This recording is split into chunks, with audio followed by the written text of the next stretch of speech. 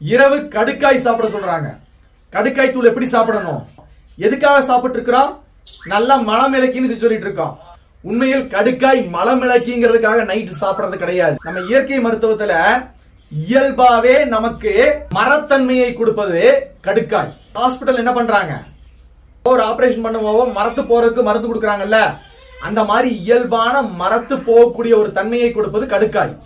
நல்லா கடுக்காய் அரைச்சு அந்த பொடி எடுத்து என்ன பண்ணுங்கன்னா நல்லா வச்சு பாருங்க, உதட்டலையோ எங்கேயாவது என்ன ஆயிரும், ஒரு சிறிது நேரம் மரத்து போயிடும். நாக்க கூட சரியான வார்த்தைகளை உச்சரிக்க முடியாது.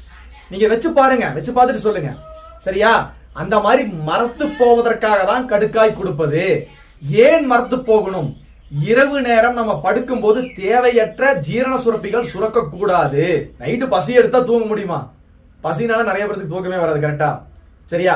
அப்போ அந்த பசியை கட்டுப்படுத்தக்கூடிய ஒரு செயலை செய்வது